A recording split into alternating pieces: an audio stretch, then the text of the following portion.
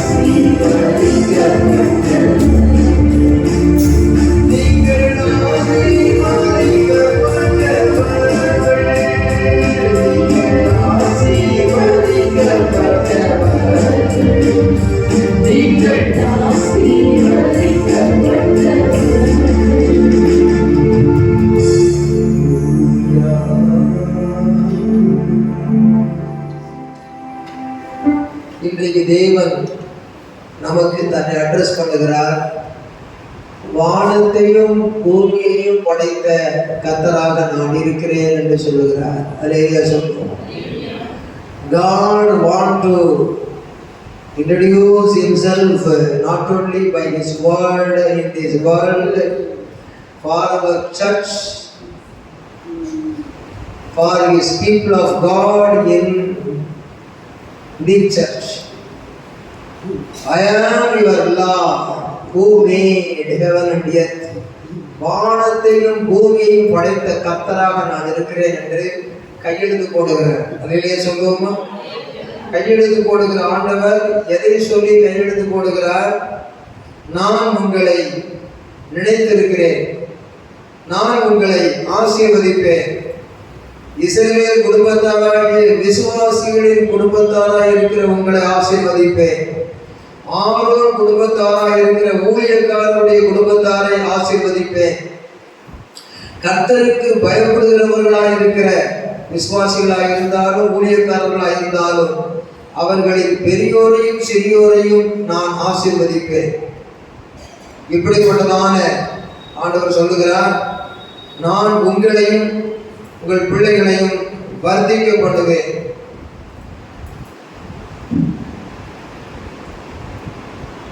இப்படிப்பட்ட நம்முடைய குடும்பத்திற்கு வாக்குத்தத்தம் பண்ணுகிற குடும்பத்திற்குரிய ஆண்டவர் ஒவ்வொரு குடும்பத்திற்கும் தேவ பிள்ளைகள் யாவருக்கும் அவர் எப்படிப்பட்ட ஒரு தேவனாக இருக்கிறார்? வானத்தையும் பூமியையும் படைத்த கர்த்தராக இருக்கிறார். அவராலே நாம் ஆசீர்வதிக்கப்பட்டவர்கள் என்று சொன்னால் already we are all blessed, ஆசீர்வதிக்கப்பட்டவர்களாக இருக்கிறோம். அல்லேலூயா சொல்லுவோமா? அப்படியானால் நம்முடைய கண்கள் இந்த பெரிய ஆண்டவர் மீது பதிய வேண்டும். நான் நேற்று ஒரு செய்தியை, புதிய ஒரு செய்தியை ஆயத்தப்படுத்தி வைத்திருந்தேன். அதை உங்களை தைரியப்படுத்துகிற செய்திக்கு ஏதுவாக இருந்தது. அது ஆண்டவர் இன்றைக்கு ஆசீர்வாதமான இந்த செய்தியை கொடுக்கும்படி என் உள்ளத்தை திருப்பினார். ஆகவே கர்த்தர் இந்த வாக்கு தத்தத்தை தந்து கடந்த 1ஆம் தேதியிலிருந்து கொடுத்த வாக்கு தத்தமாயிருந்தால் இனிமேல் கிடைக்கிற வாக்கு தத்தமாயிருந்தாலும் என்பதல்ல, ஏற்கனவே வேதத்தில் சொல்லப்பட்டிருக்கிற எல்லா வாக்கு தத்தங்களின்படியும் அவர் தம்முடைய வார்த்தையை மாத்திரமல்ல தம்மையே வாக்கு பண்ணுகிறார். not only by his word. God himself, I am your God Lord who made heaven and earth என்று சொல்லுகிறார். ஆகையினாலே இந்த ஆண்டவர் நமக்கு இன்றைக்கு தன்னை அட்ரஸ் பண்ணுகிறார். வானத்தையும் பூமியையும் படைத்தவராக நான் இருந்து ஏற்கனவே உங்களை ஆசீர்வதித்திருக்கிறேன் என்று ஆண்டவர் திருமணம் பற்றுகிறார். அப்படியானால் நம்முடைய பார்வை நம்முடைய ஆண்டவர் மேலே பதிய வேண்டும். கர்த்தருக்கு ஸ்தோத்திரம். 121 சங்கீதம் 1 வசனத்தை வாசிக்கும் பொழுது பக்தனாகிய தாவீதினுடைய வாக்கியம் அங்கே நமக்கு நன்றாக ஜெபமாக விளங்குகிறது. படியுங்க. எனக்கு ஒத்தாசை வரும் பர்வதங்களுக்கு நேராக என் கண்களை ஏறெடுக்கிறேன். வானத்தையும் பூமியையும் படைத்தவா உண்டாக்கின கர்த்தரிடத்திலிருந்து எனக்கு ஒத்தாசை வரும். பக்தனாகிய தாவீது ஆளுக்கு இடையனாக இருந்த அரசனானவர். ஆனால் அவர் தன்னுடைய அனுபவ சாட்சியை சொல்லுகிறார். அவர் ஜெபத்தை சொல்லுகிறார். அந்த ஜெபத்திற்கு அவர் தருகிற பதிலையும் சொல்லுகிறார். அந்த ஜெபம் என்ன? அந்த தேவனை அறிந்து இப்படிப்பட்ட அட்ரஸ் பண்ணுகிற ஆண்டவரிடத்திலே எனக்கு ஒத்தாசை வரும் பர்வதம் ஒன்று இருக்கிறது. மூல பாஷையிலே எனக்கு ஒத்தாசை வரும் பர்வதங்களுக்கு மேலாக என் கண்களை ஏறெடுக்கிறேன்னு சொல்லப்பட்டிருக்கிறது. உலகத்தினுடைய பூமியினுடைய நடு பகுதியிலே அந்த எருசலேம் இருக்கிறது. சர்வ பூமிக்கு மகிழ்ச்சியா இருந்தது. அந்த ஒரு எருசலேமில் இருக்கிற 3 குன்றுகளிலே ஒரு உயர்ந்த குன்றுதான் சீயோனோட பர்வதம். அந்த சீயோனுக்கு இந்த பாடலை பாடிக்கொண்டே ஏறி போவார்களாம். அப்படி ஏறி போகிறதான வேளையில அங்கே பர்வதங்களுக்கு உயரே ஆராதனை செய்யப்படும். அந்த ஆராதனை ஸ்தலத்திலிருந்து ஆசீர்வாதங்களை பெற்றுக்கொண்டு இறங்கி வருவார்கள். அந்த உயர்ந்த குன்றுகளை படைத்த ஆண்டவர் அந்த உயர்ந்த குன்றுகளுக்கு மேலாக அவர் பரலோகத்தில் இருக்கிறதுனாலே அந்த மூல பாஷையின் விளக்கமானது எனக்கு ஒத்தாசை வரும் பர்வதங்களுக்கு நேராக அல்ல, எனக்கு ஒத்தாசை வரும் பர்வதத்தையும் அல்ல, அந்த பர்வதங்களுக்கு மேலாக இருக்கிற தேவனிடத்திலே என் கண்களை ஏறெடுக்கிறேன். நிறைய சொல்லுவோம். எனக்கு ஒத்தாசை வரும் பர்வதம் நேராய கண்களை ஏறெடுக்கிறேன்.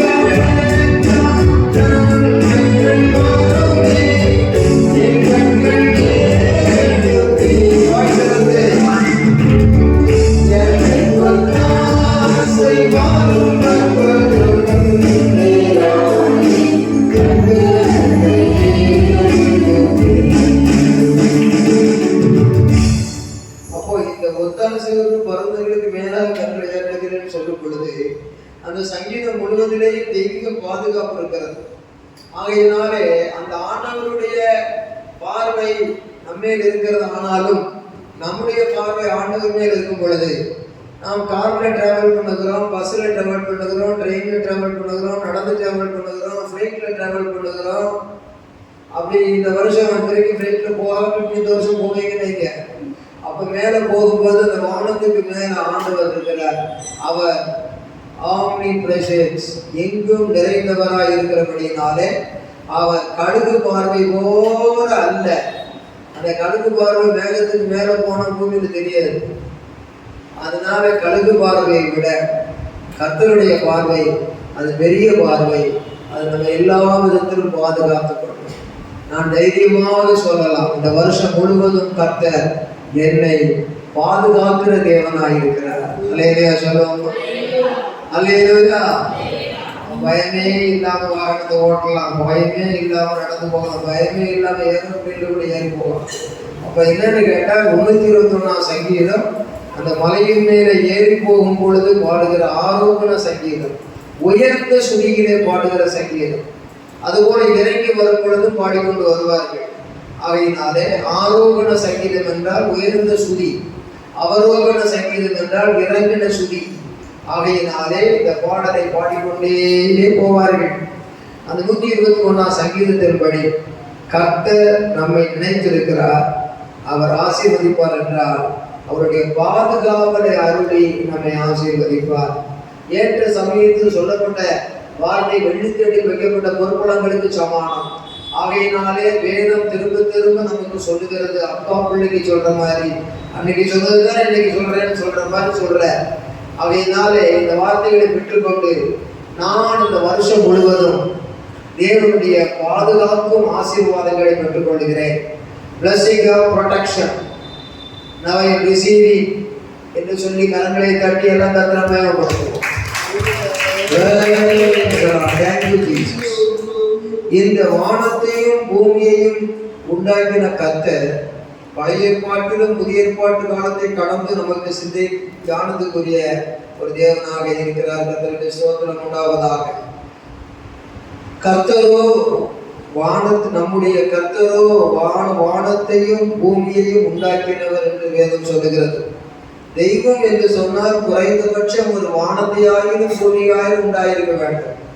வானத்தின் கீழே பூமியின் மேலே மலைகள் இருக்கிறது, குன்றுகள் இருக்கிறது, மரஞ்செடி கொடிகள் இருக்கிறது. மனிதன் காலாகாலமாக இவைகளை எல்லாம் தெய்வமாக வணங்கி வருகிறான்.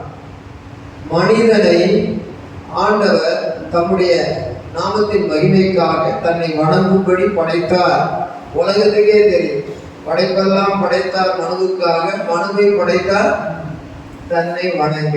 ஆனா இதுல மனிதன் புணங்கிக்கிட்டு இருக்கிறான். திடீர்னு பார்த்தா அரராத்த மலைக்கு மேல வெள்ளம் வரல, சூரியன் தான் கடவுள்ட்டான். அரராத்த மலை தானே வெள்ளம் வந்தது, சூரியன் தான் கடவுள்ட்டான். வேற மலையில தண்ணி இறங்கி வந்தது, மலை அண்ணாந்து வந்து மலையை தான் கடவுள்ட்டான். அதுக்கு மேல பாம்பு கொத்தம் வந்தது, பாம்பு கடவுள்ட்டான். இதெல்லாம் தனக்கு பயமாய் தோன்றுகிறதோ அதையெல்லாம் கடவுளாக மாற்றுகிறது. அப்படிப்பட்ட உலகம் ஒரு ஞானமற்ற உலகமாக இருக்கிறது. வானம் பூமி படைத்த தேவன் நான் தான் தேவன் என்று சொல்லுகிறார்.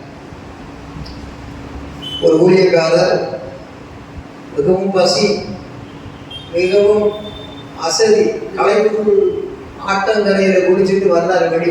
வெளியே வரும்போது, ஆண்டவரே நான் உடைய ஊழியக்காரன் ஐயா, எனக்கு பசி ஏராளம் ஏறெடுக்கிறது, பசி எடுக்கிறது.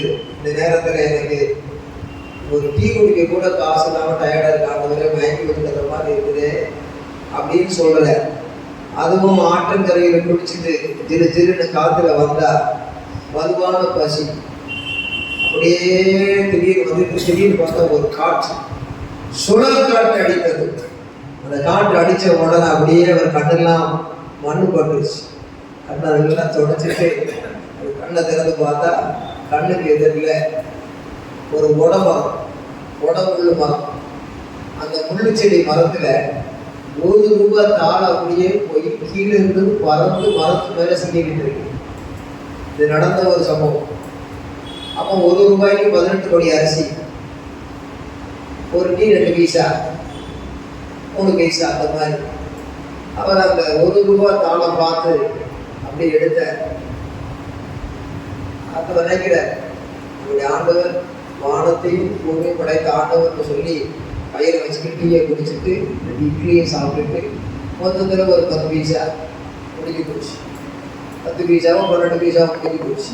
மீதி பாக்கெட்ல காசை வச்சுக்கிட்டு அவர் பாடிக்கிட்டே போற. அப்ப என்னன்னா, ஒரு ஊழியக்காரனுக்கும் ஒரு விசுவாசிக்கும் எத்தனை சம்பாதித்தாலும் எத்தனை நாம் சேர்த்து வைத்திருந்தாலும் ஏற்ற சமயத்திலே நமக்கு ஏற்ற உதவிகளை செய்கிறது தான் ஒத்தாசை. அதுதான் கடவுளுடைய பார்வை நம்ம இருக்கிறது என்று அர்த்தம்.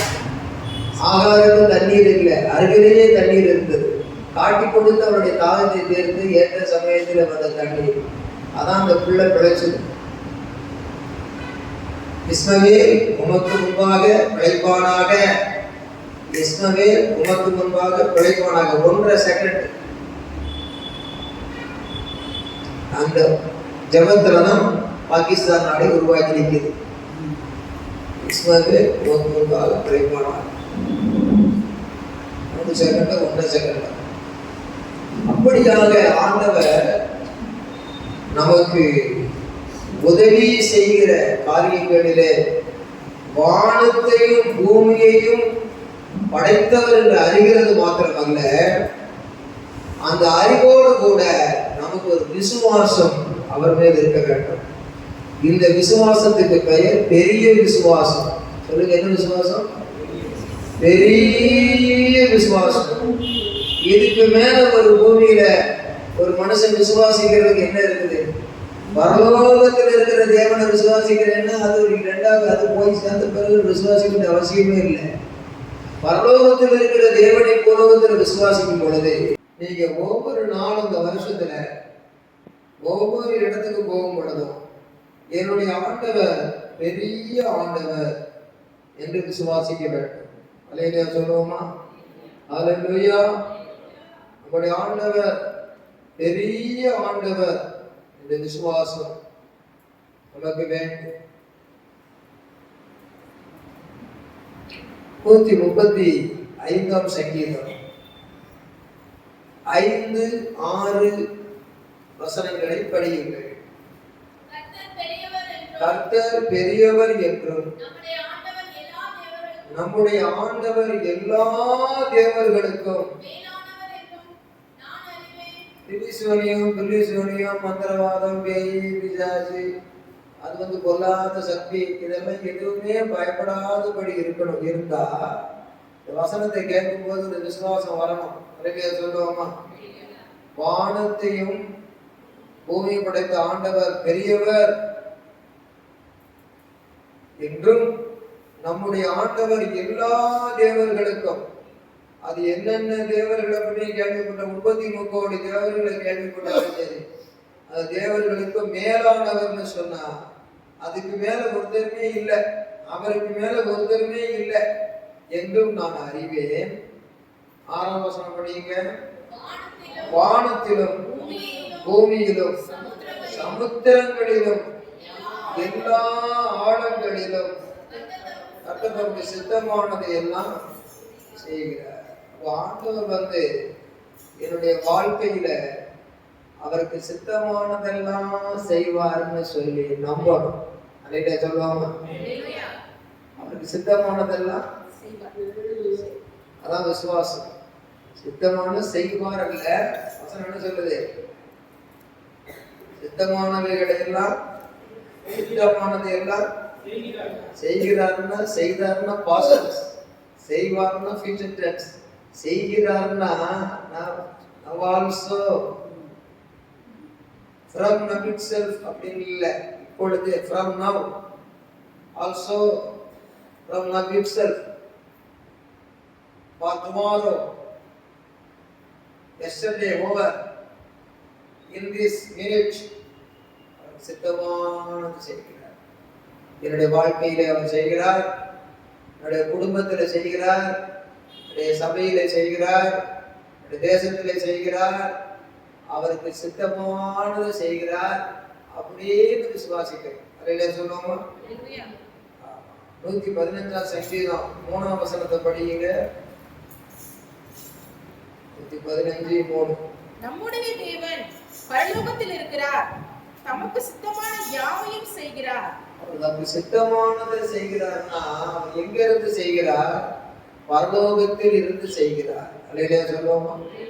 அப்படிங்க நம்முடைய தேவன் எங்க இருந்து செய்கிறார்? கர்த்தர் மேல மனசு வைங்க. எங்க இருந்து செய்கிறார்? பரலோகத்தில் இருக்கு. சிந்தனை அப்படி எங்கேயும் போக, அவரையே சிந்திக்க. அல்லேலூயா சொல்லுவோமா? ஆமா ஆமா, நம்முடைய தேவன் பரலோகத்தில் இருக்கிறார், தமக்கு சித்தமானதை நாங்க போட்டிருக்கீங்க. யாவையும் சொன்னா என்னென்னலாம் நீங்க கவலைப்படுறீங்களோ, என்னென்னலாம் பாரப்படுறீங்களோ, எல்லா காரியத்தையும் யாவையும் அவர் செய்கிறார். செய்வார் அல்ல, செய்ய போகிறார் அல்ல, செய்கிறார். அவர் வெளியே புறப்பட்டு போகும்போது, வீட்டில் இருக்கும் பொழுது, வரும் பொழுது, ஆண்டவரே நீ சித்தத்தை நீ செய்கிறீர், சித்தத்தை எல்லாம் செய்கிறீர் என்று சித்தமானவைகள் என்னென்னலாம் முன்குறிச்சு வச்சிருக்காரோ அதையெல்லாம் என் பிள்ளை படிக்க வைக்கணும், என் பிள்ளைக்கு திருமணம் பண்ணணும், என் பிள்ளைக்காக இந்த காரியங்களை பேங்க்ல சேர்த்து வைக்கணும், என் பிள்ளைக்காக இந்த காரியங்களை வாங்கி கொடுக்கணும், எல்லாத்தையும் அவருக்குள்ள வச்சிருக்கிறது இன்விசிபிள். அந்த பிள்ளை அதை பெற்றுக்கொள்வது visible. Every invisibility of what of God comes to reality in visibility in front of our sight. God will bless us and show His works in our family, in our personal life, also in church, also in our India. இதற்காக நாம் ஒப்பு கொடுத்தலாக அவர் சித்தத்துக்கு ஒப்பு கொடுக்க வேண்டும். தேவ சித்தம் நிறைவேற எனையும் ஒப்படைக்கிறேன். வசத்தம் என் உள்ளம்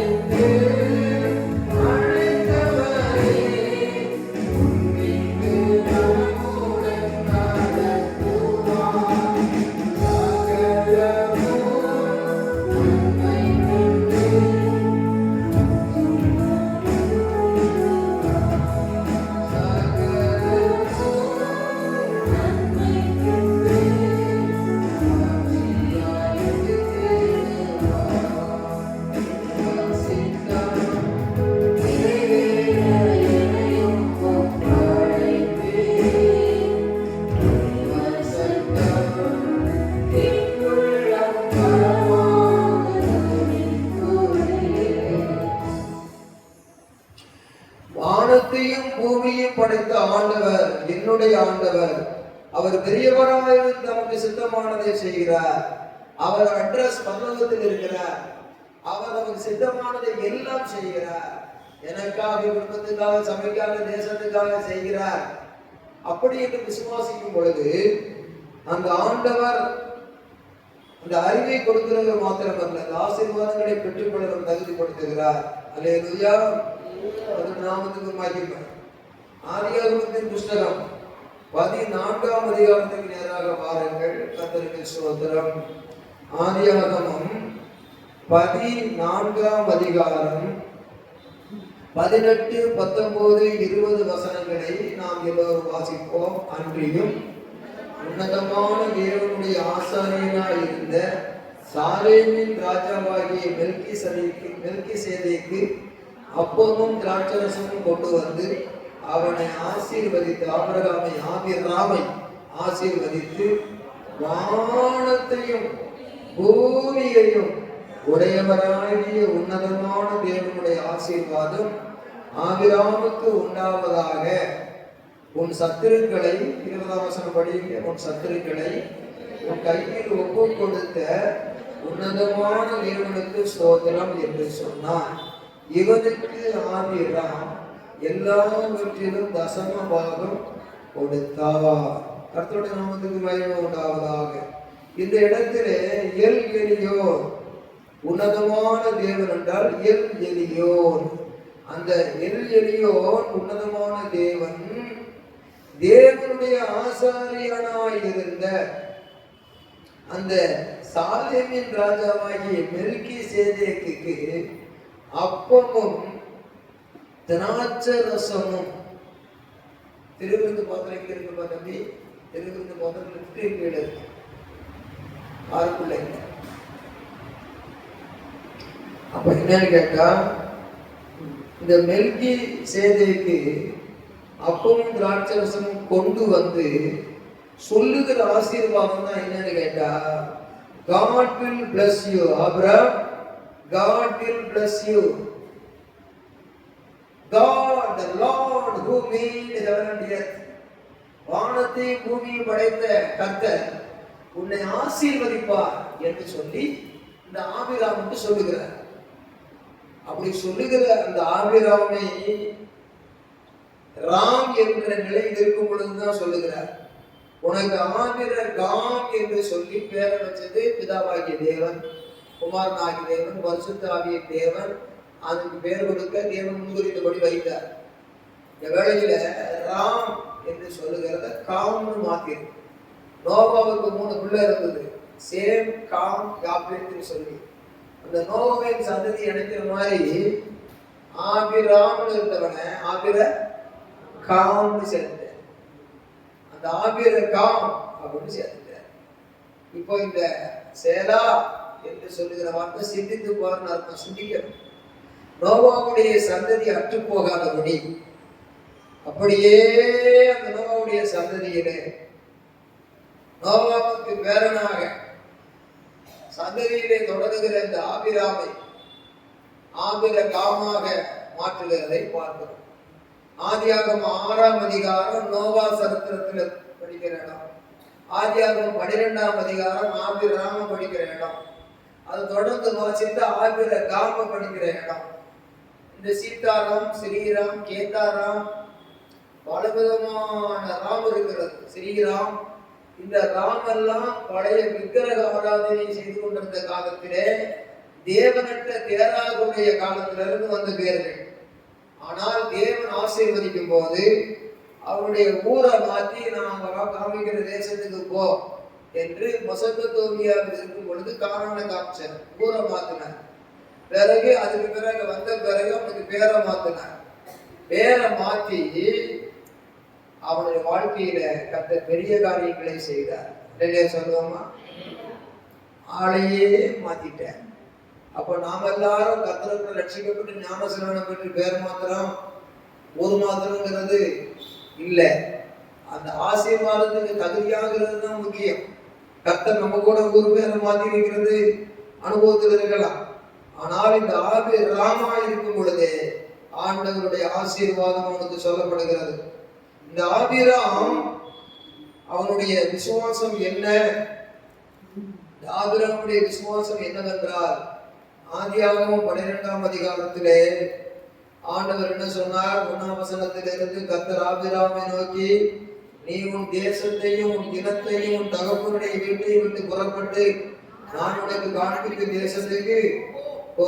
ஒரு கல்யாணம் வரும் பொழுது ஒரு மாப்பிள்ளைக்கு தேசம் மாறுது, ஒரு பெண்ணுக்கு தேசம் மாறுது, இடம் விட்டு இடம் மாறுறது வருது. வேலை நிமித்தம் மாறுறாங்க, படிப்பு நிமித்தம் ஃபாரின் கண்ட்ரிஸ் போறாங்க, வேலை நிமித்தம் போறாங்க. ஆண்டவர் தனிமையிலே ஒரு பிரித்தெடுக்கிற நோக்கத்தை அறிந்து நாட்களிலும் பார்க்கிறோம். நான் உன்னை பெரிய ஜாதியாக்கி உன்னை ஆசீர்வதித்து உன் பேரை பெருமைப்படுத்துவேன், நீ ஆசீர்வாதமாக இருப்பாய், நீயே பிளஸிங்கா இருக்க, பேரே பிளஸிங்னு சொல்ற. உன்னை ஆசீர்வதிக்கிறவர்கள் யாரோ அவர்களை ஆசீர்வதிப்பேன், உன்னை சபிக்கிறவர்கள் யாரோ அவர்களை சபிப்பேன். பூமியில் உள்ள வம்சங்கள் எல்லாம் உனக்குள் ஆசீர்வதிக்கப்படும். 4ஆம் வசனத்திலே கர்த்தர் ஆபிராமுக்கு சொன்னபடியே அவன் புறப்பட்டு போனான் சொல்லப்பட்டிருக்கிறது. அப்படியானால் கர்த்தர் சொன்னபடி இந்த ஆபிரகாமை ஆசீர்வதித்திருக்கிறது. அது ஆபிரகாமுக்கு சொன்னது மாத்திரம் அல்ல, விசுவாச மார்க்கத்தார் ஆபிரகாமுடைய சந்ததியாக இருக்கிறார்கள் என்று நாம் கலாத்தியரிலே படிக்கிறோம். விசுவாச மார்க்கத்தார் யாவரும் ஆபிரகாமுடைய சந்ததியாக இருக்கிறார்கள். கர்த்தருடைய நாமத்துக்கு மகிமையும் கனமும் துதியும் சதா காலங்களிலும் உண்டாவதாக. கலாத்தியர் 3ஆம் அதிகாரம்.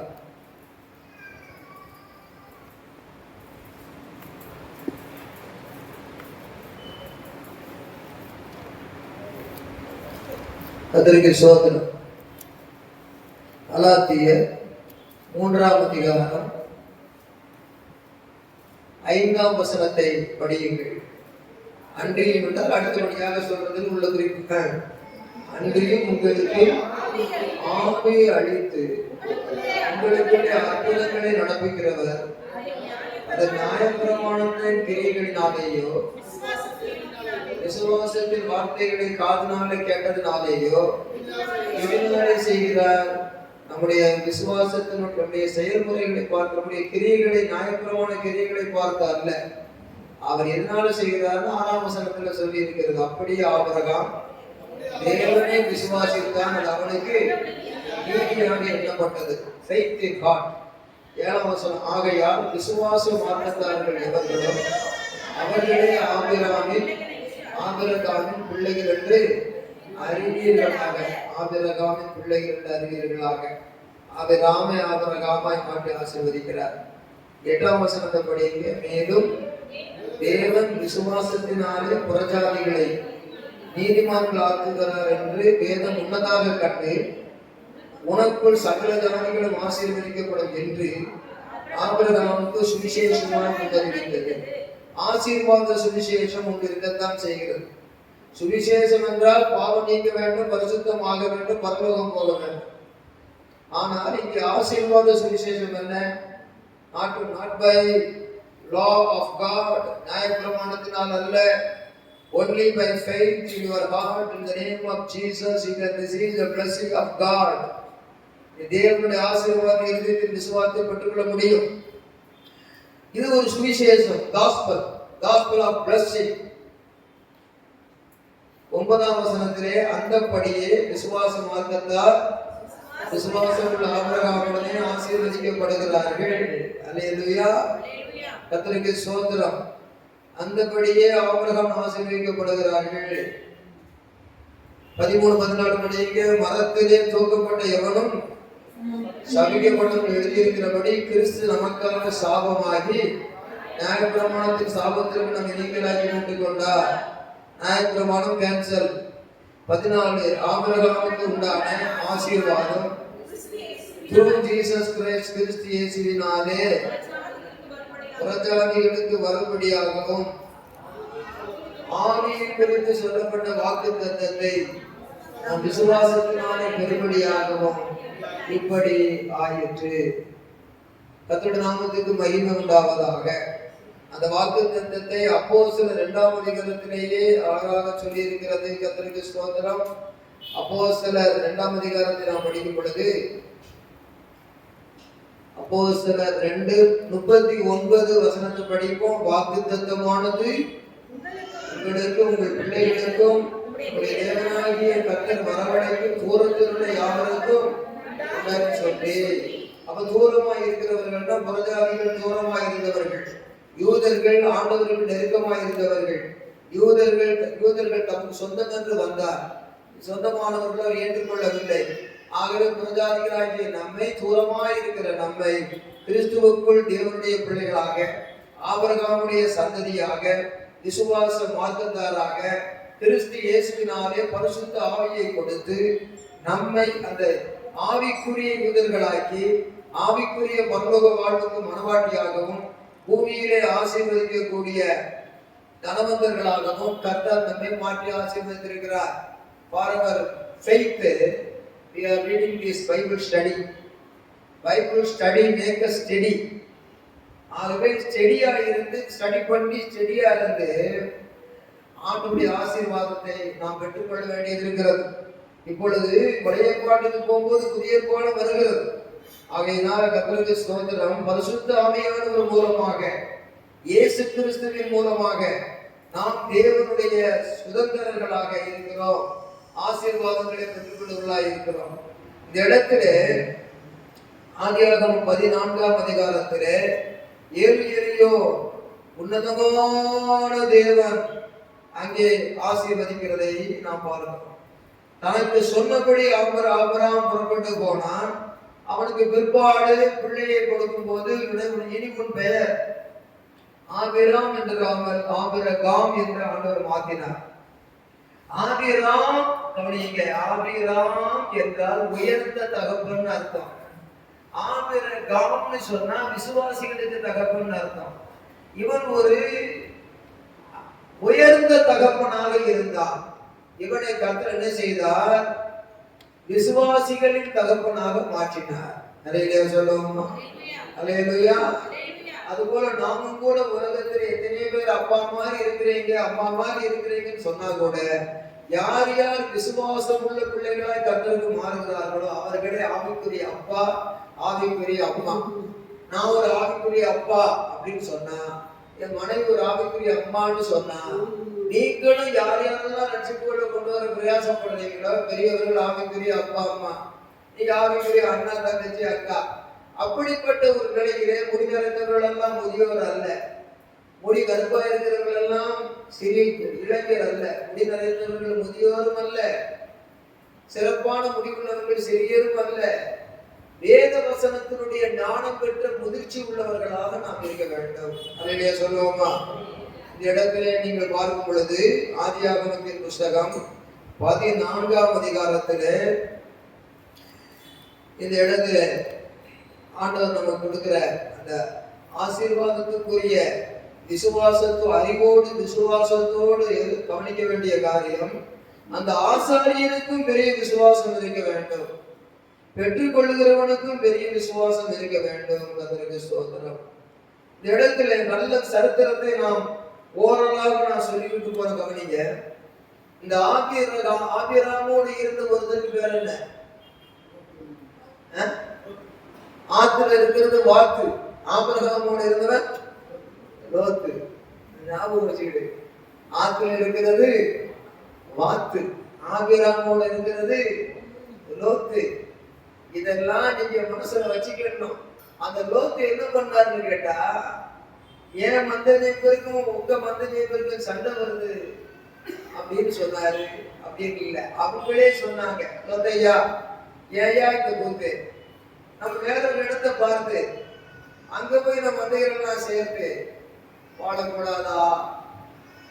ஆபிரகாம் ஐயா பார்த்தாரு, எப்பா என்ன விஷயம், இந்த மனிதர்களுக்கு இங்கே வாக்குவாதம் வருது, ஆர்கியூமெண்ட்ஸ். ஆபிரகாமுக்கு சகோதரனுடைய மகன் தான் யாரும் லோத்து.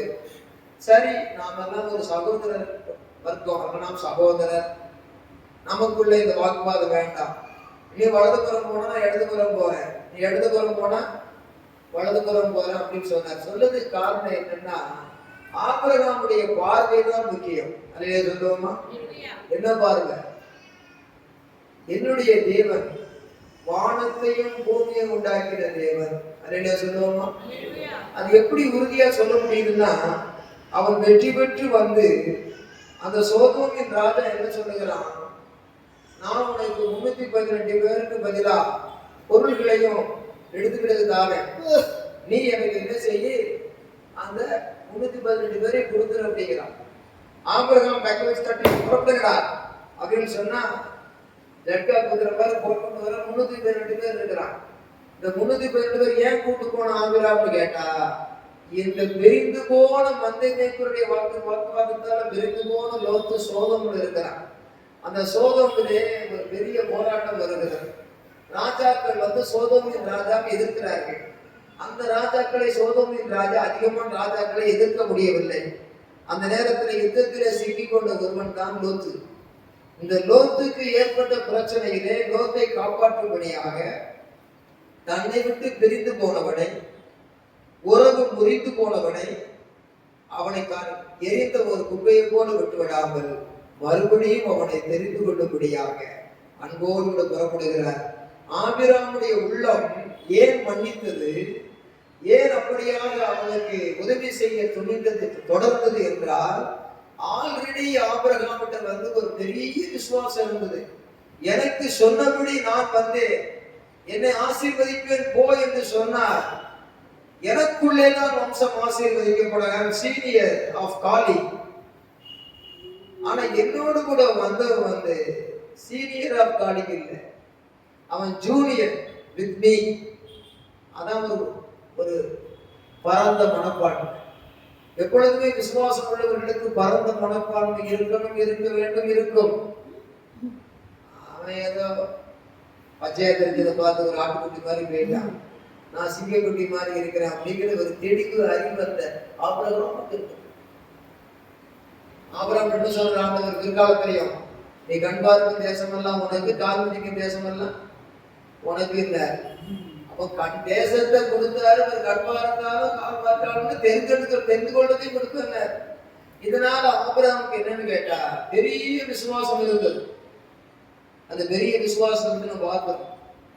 அப்படியானால் பார்வை தேவன் மேலே, அந்த பார்வை வானத்தையும் பூமியை படைத்த தேவன் என்ற பெரிய பார்வை. அந்த பார்வை அது என்ன பார்வை? என்ன பார்வை அது? அந்த பார்வை அப்படின்னா இந்த உலக மனுஷனை போல சாதாரண பார்வை அல்ல, அது பெரிய பார்வை. அல்லேலூயா, அல்லேலூயா. ஆந்தைக்கு பாருங்க பெரிய பார்வை, இருட்டுக்குள்ள இருந்துகிட்டே எல்லாத்தையும் பார்த்துக்கிட்டே இருக்கு. அல்லேலூயா சொல்லுங்க. ஆண்டு படைப்பு இருட்டுக்குள்ள இருந்து எல்லாத்தையும் பார்த்துக்கிட்டே இருக்கு, பெரிய பார்வை. யானைக்கு பாருங்க சின்ன பார்வை. ஒரு மனுஷனை கண்டா கூட ஜல்தி அப்படின்னா குட்ட படைப்பு இருக்குது, ஜம்முன்னு ஏறி மேல போயிடுறான். பார்த்துருக்கீங்களா? யானை என்ன செய்யுது? ஜல்தி அப்படிங்கிறான், கையில சின்ன குச்சி தான் வச்சிருக்கான், உடனே முட்டை படை கொடுத்து. அது ஏன் அந்த மனுஷனுக்கு பயப்படுதுன்னா அதுக்கு சின்ன பார்வை. பெரிய மிருகம் சின்ன பார்வை, ஆனா சிறிய பறவை ஆண்டை அதுக்கு பெரிய பார்வை. நல்ல முட்டைக்கண்ணு மாதிரி இருக்குது. சிலது முட்டைக்கண்ணுன்னு சொல்றது இல்லை, அதுக்கு அழகான கண்கள், இரவுல அழகா பார்த்து. அவன் பார்வைக்கு கண்கள் முக்கியம் அல்லவா? அது போல நம்முடைய பார்வை விசுவாச பார்வை. இல்லையா சொல்லுவோமா? விசுவாசம் உனக்கு இருந்தால் இந்த உலகை நீ வென்றிடலாம்.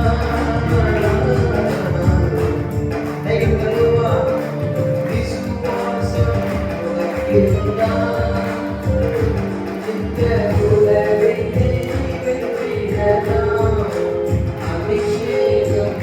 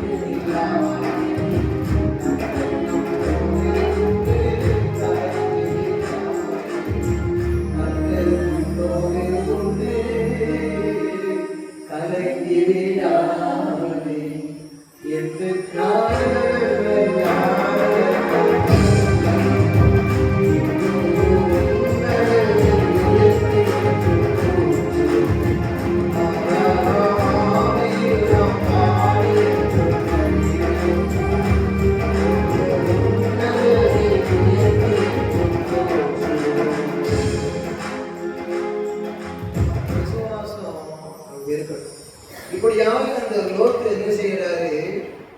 ஏதேன் போல காணப்பட்ட அழகான கண்ணுக்கழகான இடத்துக்கு போயிட்டார். ஆனா இந்த ஆபிரகாம் வந்து எனக்கு அந்த இடம் இந்த இடம்னு சொல்லி கண்ணால பார்க்க மாட்டேன், எனக்கு அவர் வார்த்தையை தான் பார்ப்பேன், அவர் சொன்னபடியே தேசத்துக்கு வந்திருக்கிறேன், நாம இங்க போய் இருக்கணும் எல்லாம் அவருக்கு தெரியும் அப்படின்னு சொன்னார். இதுக்கு பிற்பாடு ஆண்டவர் கண் பார்க்கும் தேசத்தை உனக்கு கொடுத்து, தாழ்வதிக்கும் தேசத்தை கொடுத்து, எல்லாமே உனக்கு கொடுத்தேன்னு சொல்றார்.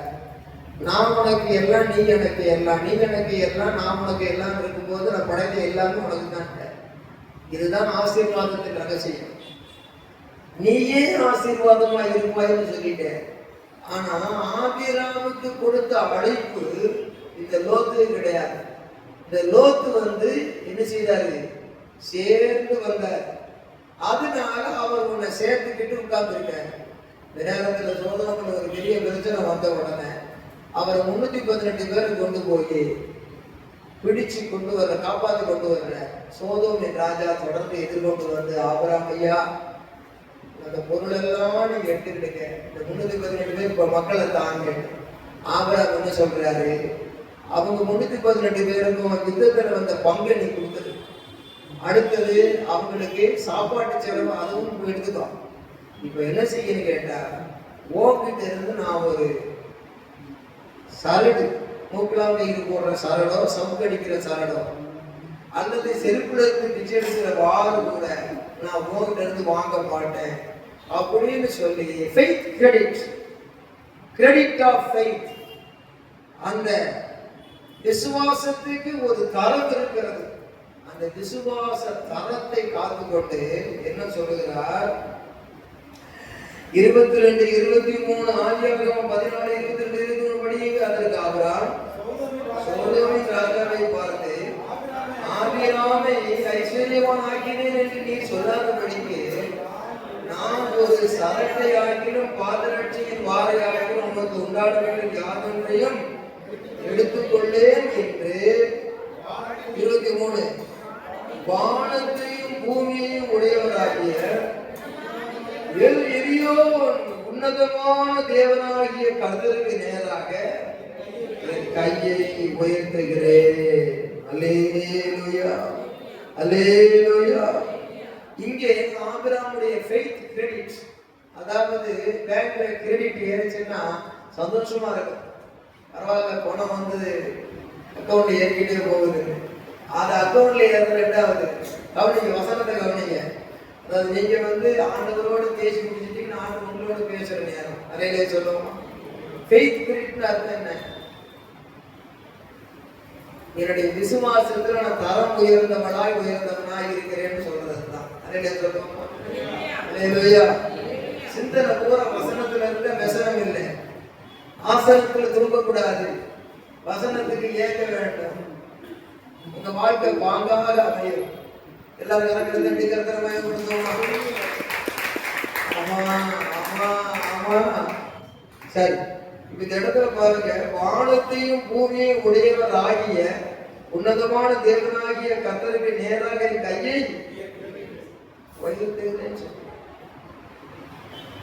கிடைச்சது லாபம் வாங்கல. என்னால்தான் அந்த வெற்றி கிடைச்சது, குடு பாத்திய வாங்கல. அல்லது என்னால வெற்றி கிடைச்சது, இவ்வளவு பொருளாதாரம் சொல்லி என் ஜனங்களை வச்சுக்கோ, தரல, ஜனங்களை கொடுக்கல. அதான் ஃபெய்த் கிரெடிட். அதாவது ஆபிரகாமுடைய மனைவி இறந்த போது அந்த கல்லறையை ஃப்ரீயா தரேன்னாங்க. அவன் பெரிய பொண்ணு வெள்ளியுடைய சீமானா இருக்காங்க, இவனுக்கு இடத்த கொடுத்து நம்ம கிட்ட வாங்கின ஒரு பெருமை நமக்கு இருக்கட்டும்னு நினைக்கிறாங்க. இவங்கள்ட்ட வாங்கிட்டு நம்ம பின்னால பேர் எடுத்து போறது, இவ்வளவு பெரிய ராஜா பாரு, ஆபிரகாம் பாரு, என்கிட்ட வாங்கினார், அப்படித்தான் அவருக்கு அப்படின்னு சொன்னா பெருமை அப்படின்னு சொல்லி நினைச்சுக்குவாங்கன்னு சொல்லி, அது என்ன கிடையும்னு சொல்லுங்க, நான் என் மனைவியை புதைக்கிறதுக்கு நான் இடத்த வாங்கிக்கிட்டேன். அப்ப எவ்வளவு ஒரு ஃபெய்த் கிரெடிட் அவருக்கு, ஃபெய்த் கிரெடிட் வந்து லைஃப் லாங் ஃபெய்த் கிரெடிட். ஒரு நேரம் விசுவாசம் இருக்கு, அந்த விசுவாசம் இருக்காது. இதன் சகோதரனை காப்பாற்றிட்டு அந்த விசுவாசமா லோத்துவை காப்பாற்றாத மாதிரி இருந்ததுல அடுத்த நிகழ்ச்சி தன் மனைவியை இழந்து போன நேரத்திலேயும் அதுக்குரிய பணத்தை கொடுக்கிறேன், அப்படிதான் அப்பதான் இடத்தை வாங்குவேன்னு சொன்னார். அது என்னது? Faith credit. சும்மா கிடைக்கிட்ட வாங்கினா ஒரு பரதேசி பையன் சொன்ன மாதிரி இல்லாம, ஒரு பரதேசியாக சஞ்சரிக்க வந்த தேசத்திலே அவரை ஒரு பெரிய ஒரு ஆசீர்வதிக்கப்பட்ட ஒரு தனவந்தனாக மாற்றினவர் தான் வானத்தையும் பூமியையும் படைத்த உன்னதமான தேவன். தெரியுமோ அல்ல சொல்லுவோமா? வானத்தையும் பூமியையும் படைத்த தேவன் உன்னை ஆசீர்வதிப்பாராக சொன்னது யாரு? வானத்தையும் படைத்த உன்னதமான தேவனுடைய ஆசீர்வாதம் உண்டாவதாக சொன்னது யாரு? மெல்கிசேதேக்கு. யாருக்கு சொன்னாரு? ஆபிரகாமுக்கு சொன்னாரு. அவன் காமா மாறல, ராமா இருக்கும்போது சொன்னாரு. அப்போ நமக்கு ஆண்டவர் மேல விசுவாசம் வைக்கிறதுக்கு பெரிய உன்னத அனுபவங்கள்ல வருகிறது. ரெண்டாவது, முதல்ல விசுவாசத்துல வந்துட்டாலே இந்த ஆசீர்வாதம் கிடைச்சிடும். ஆனா அது தகுதியாகிறது கிடையாது, அது விசுவாசம் தான் பெருசு. அதே சொல்லுவோமா? கர்த்தருக்கு ஸ்தோத்திரம் உண்டாவதாக. இங்கே ரெண்டு பேருடைய வார்த்தையை பார்க்கிறோம். மெல்கிசேதேக்குடைய வார்த்தையை பாருங்க. மெல்கிசேதேக் அவரை 19ஆம் வசனம், அவனை ஆசீர்வதித்து வானத்தையும் பூமியும் உடையவராகிய உன்னதமான தேவனுடைய ஆசீர்வாதம் ஆபிரகாமுக்கு. இது மெல்கிசேதேக்குடைய வாய்மொழி. அடுத்தது 23 யாருடைய வாய்மொழி பாருங்க. வானத்தையும் பூமியும் உடையவராகிய உன்னதமான தேவனாகிய கர்த்தருக்கு நேராக கையில். இது யாருடைய வாய்மொழி? அப்போ பாஸ்டருக்கும் அதே விசுவாசம் இருக்குது, விசுவாசிக்கு அதே விசுவாசம் இருக்குது. நம்முடைய சபையில யாருமே ஓசு விசுவாசியா இருக்கக்கூடாது, காசு விசுவாசியா இருக்கக்கூடாது, இயேசு விசுவாசியா இருக்கணும்.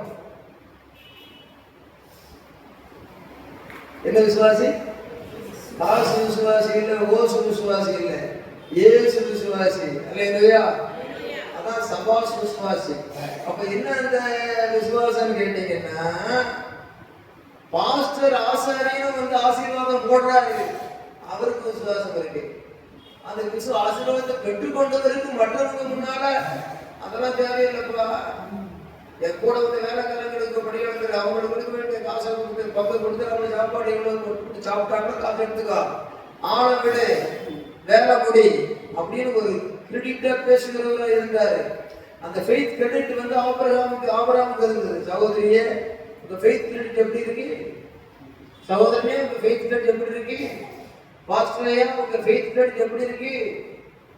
எங்க அம்மா மருந்து 2011 அந்த நேரத்துல 300 ரூபாய் வெளியிட்டு இருந்த கல்லறைக்கு வந்து 10,000 ஆச்சு. 10,000 ரூபாய் ஆச்சு அந்த நேரத்துல. ஃபர்ஸ்ட் டே குருதாஸ் தான் பாஸ் ஆனார். அவரும் வந்து உங்களுக்கு ஏதாவது நான் சகாயம்னு சொல்லவும் இல்லை, நானும் எதாவது சகாயம் கேட்கவும் இல்லை. 10,000 எடுத்து கொடுத்துட்டேன். இப்போ வந்து 30,000 ஆயிடுச்சு. எல்லா செலவு 1 லட்சம் பேங்க்ல வச்சுக்கிட்டு தான் சாகரம் போட்டுருச்சு. என்ன செத்தா கூட 1 லட்சம் பேங்க்ல வச்சுக்கிட்டு தான் சாகும். அந்த கூட காலம் ஆகிப்போச்சு. அப்ப 10,000 கொடுத்து அந்த காரியத்தை முடிச்சோம். நம்ம ஃபெய்த் கிரெடிட்ட மாதிரி கொடுத்துக்கவே கூடாது. கர்த்தருடைய பிள்ளைகளாகிய நம்முடைய சபை இந்த வருஷம் ஆசீர்வதிக்கப்பட்ட வருஷமாக இருக்கிற, இந்த வருஷங்கிறது இல்லை, இந்த வருஷத்துல இந்த வருஷத்துல நாம் ஆசீர்வதிக்கப்பட்ட சபையாக, ஆசீர்வதிக்கப்பட்ட குடும்பங்களாக, ஆசீர்வதிக்கப்பட்ட ஒரு ஆபிரகாம் போன்ற ஒரு தேவ மகனாக பொருளாக இருந்து நாம் என்ன செய்ய வேண்டும்? ஆவிக்குரிய பிரகாரம், சரீர பிரகாரமாகவும் பொருளாதார பிரகாரமாகவும் நாம் கிரெடிட்டபிள் பிலீவர்ஸாக இருக்க வேண்டும், கிரெடிட்டபிள் பாஸ்டர்ஸாக இருக்க வேண்டும். இந்த இடத்துல இந்த வார்த்தை வருகிறதுனால சொல்றேன். மெல்கிசேதேக்கை பற்றி ஒரு சிறந்த சிந்தனை. மெல்கிசேதேக்கு சொல்லுங்கள் யாரு? வேத பண்டிதர்கள் எல்லாரும் ஆராய்ச்சியப்படியும் அவரை பற்றி குழப்பமே இல்லாத பதில் இருக்கிறார். மெல்கிசேதேக்கு தேவனும் அல்ல, இயேசுவும் அல்ல, பரிசுத்த ஆவியானவரும் அல்ல. ஏன்னு கேட்டா, அவர் வந்து நோவாவுடைய பிள்ளைகள் அந்த சேலான்னு ஒருத்தர் இருந்தார். அந்த மனுஷன் எருசலேமின் ராஜாவாக மெல்கிசேதேக்கு என்ற முறைமையின்படி அவர் ஆசாரியராக இருந்தார். அவர் ஒரு ஆளுநராக இருந்தார். அவர் ஆளுநராகவும் இருந்து ஆசாரியராகவும் இருந்தார். ராஜாக்களும் ஆசாரியர்களும் என்பது நமக்கு கொடுக்கப்பட்ட ஒரு பதவி. ராஜாக்களும் ஆசிரியர்களுமாய் இருக்கப்பட்ட இணைந்திருந்த 2 கூட்டம் ஒரு பகுதி. ஆனால் ஒரே ஒரு மனுஷன் அந்த எருசலேமுக்கு ஒரு ராஜாவாகவும் இருந்தார். ஆகவே நீதியின் ராஜா, சமாதானத்தின் ராஜா என்ற பெயர் இருந்தது. அதே எருசலேமிலே அந்த மெல்கிசேதேக்கு ஒரு ஆசாரியனாகவும் இருந்தார். மக்களை கண்டித்து திருத்தி அவர்களை நல்லபடியாக மாற்றி மன்னிப்பு பெற வைத்து அவர்களுக்கு பலி செலுத்தி அவர்களை தேவனண்டை சேர்க்கிறவராக இருந்தார். இந்த மெல்கிசேதேக்கு வம்ச வரலாறு இல்லை என்று வேதம் சொல்லுகிறது. இவன் வம்ச வரலாறு இல்லாதவன் போன்றது. அதுக்கு என்ன அர்த்தம்னு கேட்டா, அந்த காலத்துல வம்ச வரலாறு எழுத ஆரம்பித்த போது அந்த வம்ச வரலாற்றிலே இவன் பெயர் எழுதப்படவில்லை. வம்ச வரலாறு எழுதினவர்கள் இந்த பெயரை எழுதல. ஆகவே தான் எதிரே திருமணம் சொல்கிறார், அவன் வம்ச வரலாறு இல்லாதவன். இவன் ஒரு ராஜா, ஆளுநர், கவர்னர். இவர் ஒரு கிங், ராஜா. இவர் ஒரு ஆசாரியர், இவர் ஒரு பாஸ்டர். இவர் பலி செலுத்துகிறதுக்கான ஆசாரியர். எல்லா வார்த்தைக்கும் பொதுவாக இருக்கக்கூடிய ஒரு நம்மை போல ஒரு உருவம் படைத்த மனிதன் தான் மெல்கிசேதேக். இந்த மெல்கிசேதேக்கை பற்றி குழப்பமே தேவையில்லை. பாஸ்டர்ஸ் குழப்ப தேவையில்லை, விசுவாசிகளின் குழப்ப தேவையில்லை, வேற ஆதாரம் எதுவும் தேவையில்லை, தெளிவாக இருக்கிறது. வம்ச வரலாறு இல்லாதவன்கிற காரணம் இயேசு கிறிஸ்து வம்ச வரலாறு இருக்கு. I am giving Bible study in the message. அதாவது இயேசு கிறிஸ்து வம்ச வரலாறு இருக்கு. ஆனா இவர் வம்ச வரலாறு எழுதப்பட்ட காலத்தில் வம்ச வரலாறு அட்டவணை இணைக்கப்படவில்லை. ஆகவே தான் எபிரேய நிருபக்காரன் சொல்லுகிறார், வம்ச வரலாறு இல்லாதவர். அல்லேலூயா சொல்லுவோமா? அல்லேலூயா.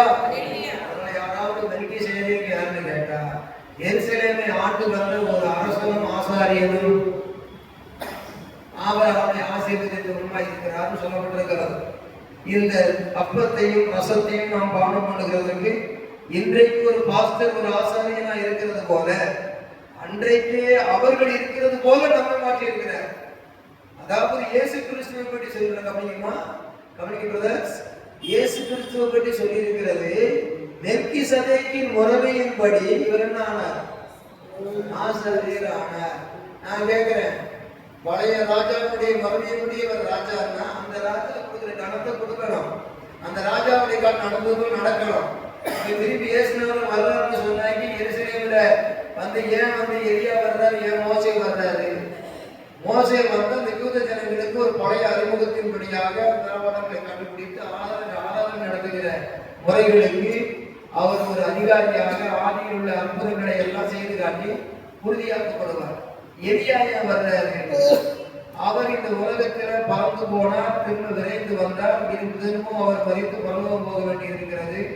மாம்சமும் ரத்தமும் தேவராஜ்யத்தை சுதந்திரித்துக் கொள்வதில்லை என்பதை நிறைவேற்றும்படியாக மனிதன் ஒரு தினம் பிறப்பதும் மறிப்பதும் நியமிக்கப்பட்டிருக்கிறது. அவர் மறிக்கவில்லையே, அவர்தான் சாட்சியாக மறிக்க வருகிறார். எலியா அற்புதங்களை செய்யும்படியாக ராஜாக்கள் காலத்தில் இருந்தவர், அவர் வருகிறார். விசுவாசிகள் ஆகிய இஸ்ரவேல் ஜனத்து காலத்தில் இருந்த அந்த ஆசாரியன் மோசே வருகிறார். இதுதான் காரணம். அப்போ இந்த மோசே, எலியா இவர்களை பற்றியெல்லாம் எழுதி வைத்திருக்கிறது. அவர்கள் அந்த காலத்தில் செய்யப்பட்டவர்கள் இந்த காலத்திலும் செய்வார்கள், வருங்காலத்திலும் செய்வார்கள். அதே போல ஆதி காலத்திலே செய்யப்பட்ட ஆசாரிய முறைமைகளை எல்லாம் செய்வதற்கென்று ஒரு ஆசாரியன் குறிக்கப்பட்டார். அந்த ஆசாரியனுடைய முறைமைப்படியே, மெல்கிசேதேக்கின் முறைமைப்படியே இயேசு ஆசாரியரானார். நாம் எல்லாரும் இன்றைக்கு பிரதான ஆசாரியர் யாருன்னு சொல்றோம்? மகா பிரதான ஆசாரியர் யாரு? இயேசு. அப்போ பழைய ஏற்பாட்டு வழிமுறைகள் ஆரோனுடைய வழிமுறைகளோடு ஒன்று இருக்கிறது. மெல்கிசேதேக்கினுடைய முறைமைங்கிறது வேற, ஆரோனுடைய முறைமைங்கிறது வேற. ஆடு மாடு மாடு கத்தும், அந்த பலி செலுத்துறது ஆரோனுடைய ஆசாரிய முறைமை. ஆசாரியங்கள் அழைக்கப்பட்டு அது நடந்த முறைமை. மெல்கிசேதேக்கு முறைமை என்று சொல்லுகிறது, அது ஆசீர்வதிக்கிற முறைமை. கர்த்தருக்கு ஸ்தோத்திரம். அந்த ஆசாரியன் பலிகளை செலுத்தி ஒரு பாவிக்காக பலி செலுத்துவான். இந்த ஆபிரகாம் விசுவாசத்தில் நீதிமானா இருந்ததினாலே அவனுக்கு பலி செலுத்துவதற்கு ஒன்றும் இல்லை. அவன் ஒரு விசுவாசிகளின் தகப்பனாக இருக்கும்படி அவனை முன்குறித்து அவன் ஆசீர்வதிக்கப்படும்படி வானத்தையும் பூமியையும் படைத்தவராகிய உன்னதமான தேவனுடைய ஆசீர்வாதம் ஆபிரகாமுக்கு உண்டாவதாக என்று சொல்லி இந்த ஆபிரகாமை அந்த மெல்கிசேதேக்கு ஆசீர்வதிக்கிறார். ஆகவே மெல்கிசேதேக்கின் முறைமையின்படி என்று சொன்னால் அங்கே என்ன ஆசீர்வாதம், என்ன நடக்கிறது என்று பாருங்கள். 18ஆம் வசனம் மறுபடியும் படியுங்க. அன்றியும் உன்னதமான தேவனுடைய ஆசாரியன், ஆதியாகமம் 14:18. அன்றியும் உன்னதமான தேவனுடைய ஆசாரியனாயிருந்த சாலேமின் ராஜாவாகிய மெல்கிசேதேக். சாலேம்னா எருசலேமுக்கு தான் சாலேம்னு பேர், சமாதான நகரம். சாலேமின் ராஜாவாகிய மெல்கிசேதேக்கு அப்பமும் திராட்சரசமும் கொண்டு உங்களுக்காக வெட்டப்படுகிற சரீரம், உங்களுக்காக சிந்தப்படுகிற இயேசுவின் ரத்தம்னு அந்த காலத்து முறைப்படி இந்த காலம் கொடுக்குறோம். அந்த ஆசாரிய முறைமை இன்னைக்கு இருக்குது, ஆரோன் முறைமை இன்னைக்கு இல்லை. மெல்கிசேதேக்கின் முறைமை இருக்குது. மெல்கிசேதேக்கின் முறைமையின்படி இயேசு கிறிஸ்து ஆசாரியரானார். அவர் பிரதான ஆசாரியர், காரணம் சீஃப் பிரீஸ்ட். காரணம் என்னவென்றால் அவரே தன்னை பலியாக ஒப்பு கொடுத்தார். ஆகவே இந்த அப்பமும் திராட்சரசமும் போல இயேசுவின் சரீரம் ஜீவ அப்பமாக, இயேசுவின் ரத்தம் நமக்காக சிந்தப்பட்ட பலியின் ரத்தமாக கொடுக்கப்படும் பொழுது எல்லாமே இணைந்து வருகிறது. 19 அவனை ஆசீர்வதித்து திரும்பத்திலும் ஆசீர்வாதம் ஆசீர்வதித்து வானத்தையும் போய் உடையவனாக உன்னதமான தேவனுடைய ஆசீர்வாதம் ஆபிரகாமுக்கு உண்டாயிட்டே இருக்கட்டும் சொல்ற. அந்த ஆசீர்வாதம் போடும் போது 20ஆம் வசனம், உன் சத்துருக்களை உன் கையில் ஒப்பு கொடுத்த உன்னதமான தேவனுக்கு நான் ஒண்ணும் செய்யல, நான் கடவுள் கிடையாது, நான் பாஸ்டர் தான்.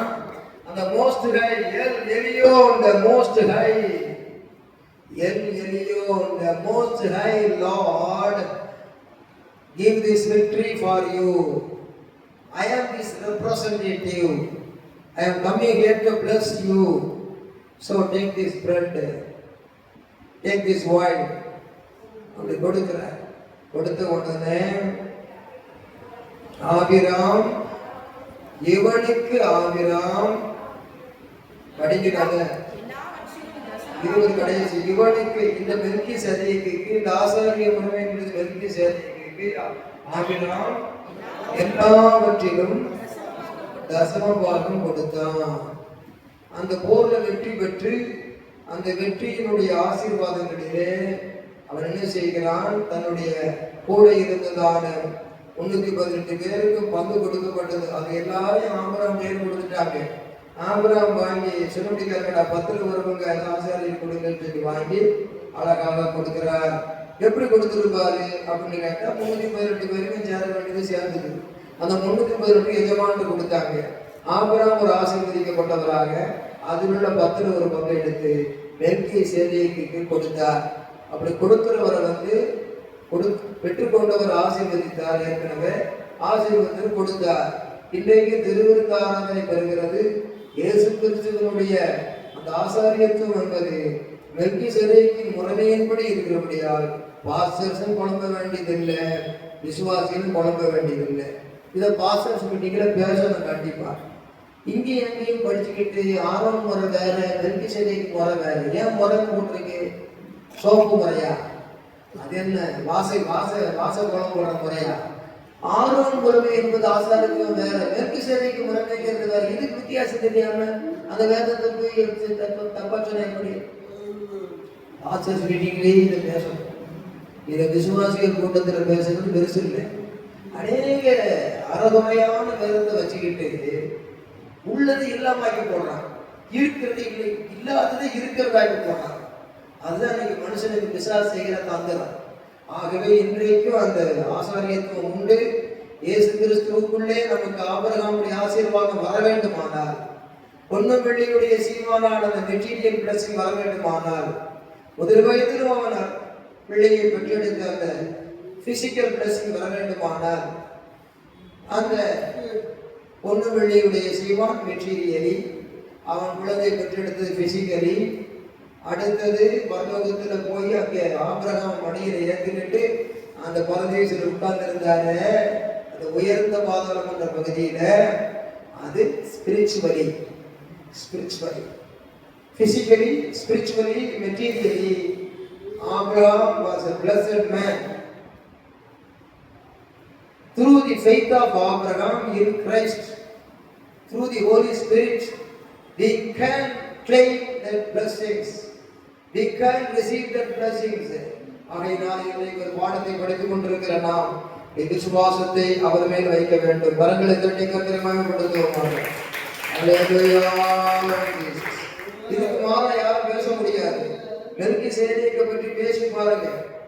இதுக்கு மேல நம்ம பேச முடியாது. அதற்கு சோதரம். வானத்தையும் பூமி படை தேவன் சொல்லி பாருங்க. அதுக்கு மேல ஒரு தெய்வத்தை இந்த உலகத்துல சொல்லவே முடியாது. அதற்கு சோதரம்.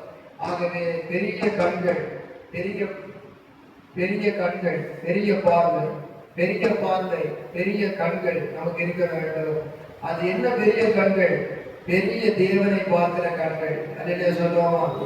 அது என்ன பெரிய கண்கள்? பெரிய விசுவாசம் உள்ள பார்வையுடைய கண்கள். அது என்ன பெரிய ஆசீர்வாதம்? தேவன் ஒருவரே நமக்கு ஆசீர்வதிக்க வல்லவர் சொல்லுகிற ஆசீர்வாதம். அல்லேலூயா சொல்லுவோமா? அல்லேலூயா, அல்லேலூயா, அல்லேலூயா. இந்த இடத்துல இப்படிப்பட்ட ஒரு விசுவாசம் பழைய ஏற்பாட்டிலே உள்ளது மாத்திரமல்ல, எந்த சூழ்நிலையிலும் இந்த விசுவாசத்தை விட்டுக் கொடுக்க கூடாது. அல்லேலூயா சொல்லுவோமா? அந்த யோனாவுடைய புஸ்தகத்தை எடுத்து பாருங்க.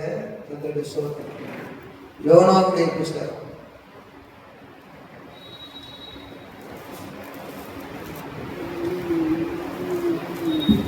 7ஆம் வசனத்திலிருந்து படியுங்க.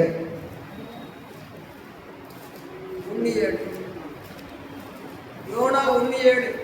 அவர்கள் யார் நிமித்தம் இந்த ஆபத்து நமக்கு நேரிட்டதென்று நாம் அறியும்படிக்கு சீட்டு போடுவோம் வாருங்கள் என்று ஒருவரோடு ஒருவர் சொல்லிக் கொண்டு சீட்டு போட்டார்கள். யோனாவின் பெயருக்கு சீட்டு விழுந்தது. அப்பொழுது அவர்கள் அவனை நோக்கி, யார் நிமித்தம் இந்த ஆபத்து நேரிட்டதென்று நீ எங்களுக்கு சொல்ல வேண்டும். உன் தொழில் என்ன? நீ எங்கே இருந்து வருகிறாய்? உன் தேசம் எது? நீ என்ன சாதி என்று கேட்டார்கள்.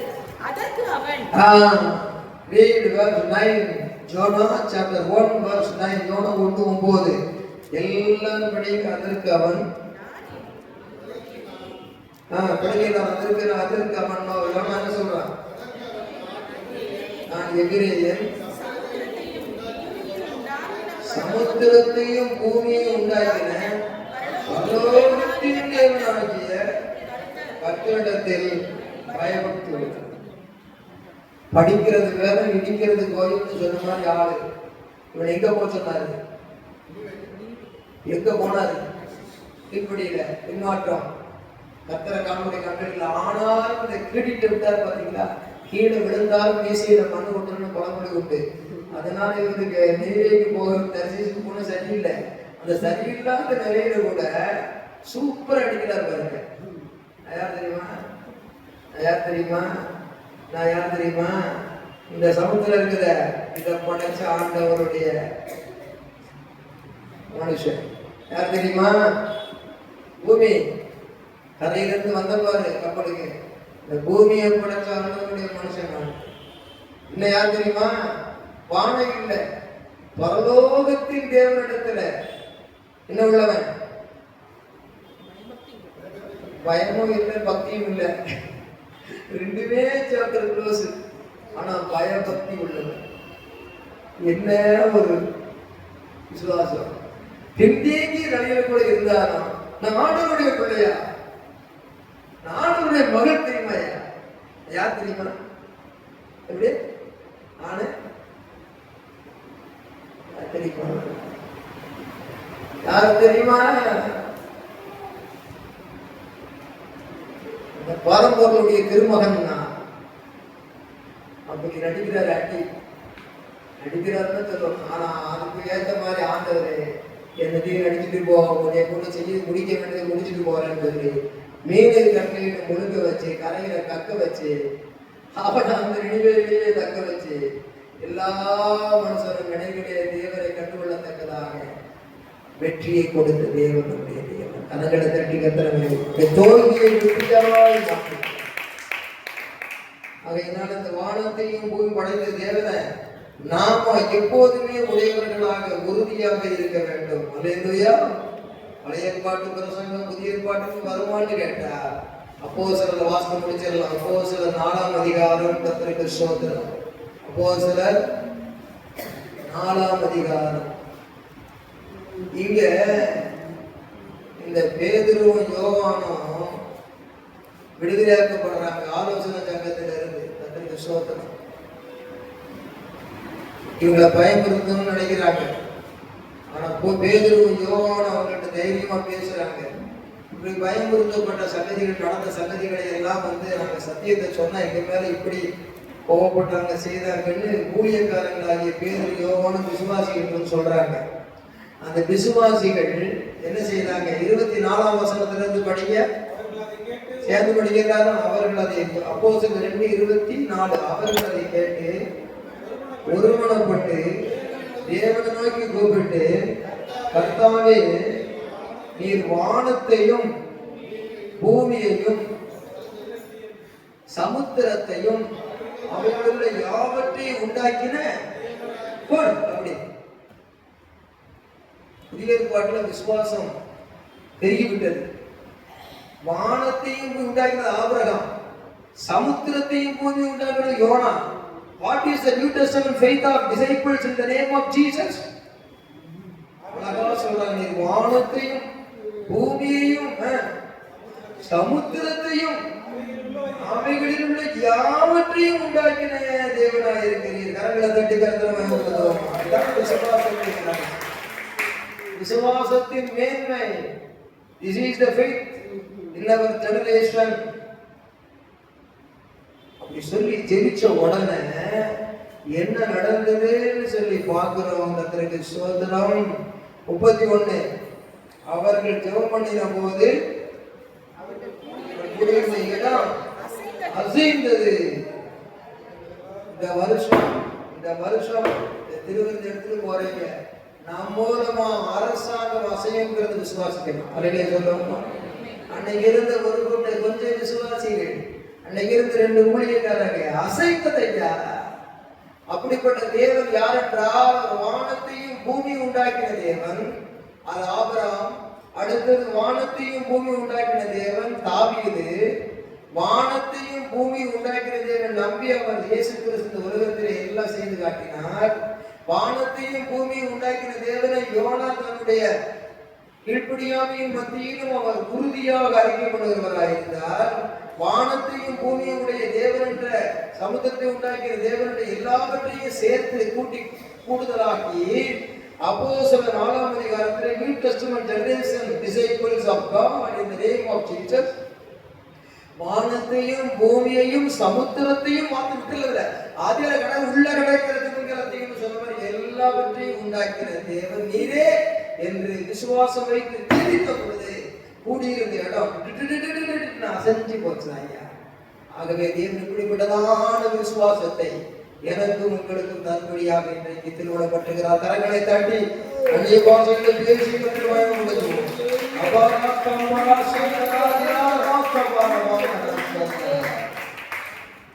நமக்கு அவர்களுடைய விசுவாசத்தின் கிரியைகளை நடப்பிடும்படி நாம் கேட்கிறவர்களாய் மாத்திரமல்ல, அதன்படி செய்கிறவர்களாய் இருக்க வேண்டும் என்று சொல்லப்பட்டிருக்கிறது.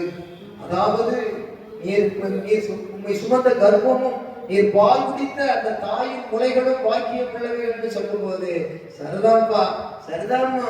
அப்படி இருந்தாலும் அப்படியேதான் இன்னைக்கு சொன்ன மாதிரி இருந்தாலும் என் வார்த்தையை கேட்டு அதன்படி செய்கிறவர்களே, என் வார்த்தையை கேட்டு அதன்படி செய்கிறவர்களே அதிக பாக்கியவான்கள் சொன்ன பைபிள்ல மத்திய 5ஆம் அதிகாரத்தில் பாக்கியவான்கள் இருக்கு. ஆனா அதிக பாக்கியவான்கள் ஒரே இடத்துல தான் லூக்கா 11 கொடுக்க வேண்டாம். அதிக பாக்கியவான்களாய் அதிக விசுவாசம் உள்ளவர்களாய் இருக்க வேண்டும், அதிக பிளஸடா இருக்க வேண்டும். More faith brings more blessings. In this revolution world, if you have a revelation of God, God will supply all your need according to the riches of your faith and hope. ஆகவே இந்த வருஷத்திலே தேவன் address பண்ணுகிறார். என் மகளே, நீ ஊழியக்காரனை பார்க்காத. என் மகளே, நீ பணக்காரனை பார்க்காத. நீ யாரையும் பார்க்காத, யாரையும் பெருசா நினைக்காத. எல்லாமே எனக்கு கீழதான். சொல்லுகிறவன் வாங்கி, பார்க்கிறவன் கண்ணு, நடக்கிறவன் காடு, கொடுக்கிறவன் கையை. நீ யாரு பாரு. உனக்கு பிரசங்கம் பண்ண பாஸ்டர் கூட பெருசா நினைக்காத. அது அற்பம். அற்புதமான தேவன் நான் யார் தெரியுமா? சொல்ல வைத்தவரே நான் வாழ்க்கையிலே வெல்ல வைத்தவர். நீ மெல்ல மெல்ல விசுவாசத்திலே வளர்ந்து இப்பேற்பட்ட ஒரு great faith, greatness and goodness always in my hand. You can receive the blessing by your faith என்று ஆண்டவர் நம்மோடு சொல்லுகிறார்.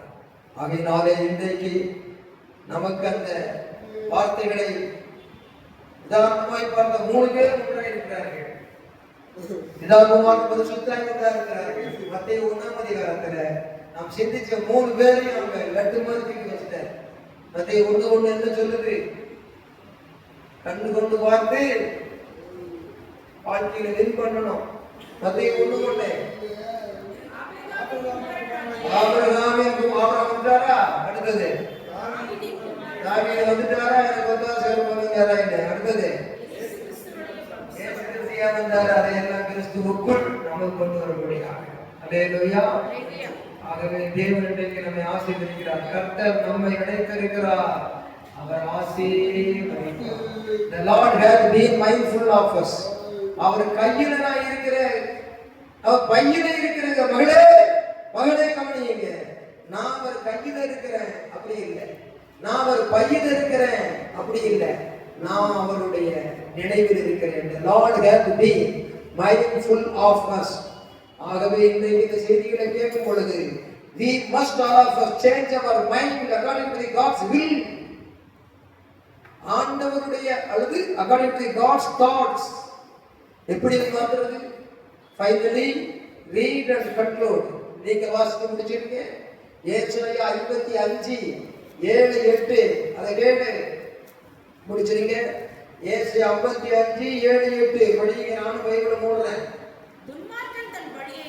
துன்மார்க்கன் அந்தமா 7-8 ஏசாயா 55:8-9 படிங்க. சாரி அண்ணா போச்சு. 8-9 படிங்க. எல்லாம் சேர்ந்து படிக்கல. என் நினைவுகள் அல்ல. அதுபோல அந்த வாக்கியம் படிக்கிறது. அடுத்தது அடுத்த வசனம் படிங்க. பூமியை பார்க்கிலும் வானம் எவ்வளவு உயர்ந்திருக்கிறதோ அப்படியே உங்கள் வழிகளை பார்க்கிலும் உங்கள் நினைவுகளை பார்க்கிலும். நாம ஆண்டவருடைய வசனத்தை படிக்கும்போது 8ஆம் வசனத்தை மட்டும் படிச்சீங்கன்னா அவர் நினைவுக்கும் நம்ம நினைவுக்கும் ஏணி வச்சா எட்டுமாய்யா. அவர் ஏதோ பக்கத்துக்கு நினைச்சுக்கிட்டாரு, நான் பூமியில் ஏதோ நினைச்சு கிடக்கிறோம், அப்படி தப்பான அபிப்பிராயம் வரும். ஆனா வேதத்தை பகுத்து போதிக்க வேண்டும், சரியாய் படிக்க வேண்டும். அப் அண்ட் டவுன் ரெண்டையும் படிக்கணும். என்னன்னு கேட்டா, என் நினைவுகள் உங்க நினைவு அல்லன்னு சொல்ற அதே ஆண்டவர் என்ன சொல்றாரு, பூமிக்கு வானம் எவ்வளவு உயரமா இருக்கிறதோ வானத்தையும் பூமியும் படைத்த என்மேல் விசுவாசம் வைக்கிறாய மகளே, வானத்தையும் பூமியும் படைத்த தேவனுடைய விசுவாசம் வைக்கிறாய மகனே, நீ கவனி என்னுடைய நினைவு எப்படி இருக்குன்னா, அப்படிப்பட்ட தேவனை நீ விசுவாசிக்கிறதுனால இவ்வளவு அழகா விசுவாசத்தை போதிக்கிறேன். அந்த ஆண்டவர் சொல்றாரு, நான் போதிக்கிறேன், ஆனா உன்னை பற்றி என்ன நினைவு வச்சிருக்கேன்னா, John Bhaskar, Asian church believers, my sons and daughters, உயர்ந்த நினைவு வச்சிருக்கிறேன். பூமிக்கு வானம் எவ்வளவு உயரமா இருக்கிறதோ அவ்வளவாக உயர்ந்த நினைவுகளை வச்சிருக்கிறேன். அப்ப நீ சின்ன நினைவுகளை வச்சுட்டு கூடாது. நான் நினைக்கிற நினைவின்படி உன் நினைவை மாற்றிக்கொள். நீ நினைக்கிற நினைவின்படி என் நினைவு மாறும் நினைக்காத. உன்னுடைய நினைவு சின்ன நினைவு, என்னுடைய நினைவு பெரிய நினைவுன்னு சொல்றாரு. கரங்களை கட்டி கத்திர மேகப்படுத்துவோம். மிட்டாய் கடைக்கு போனவன் அண்ணாச்சி நான் பார்த்துக்கிட்டே இருந்தான், ஒன்றும் இல்லை பார்த்துக்கிட்டு இருந்தான். அண்ணாச்சி பார்த்தாரு, என்னப்பா ரெண்டு அள்ளி எடுத்துக்கோப்பா.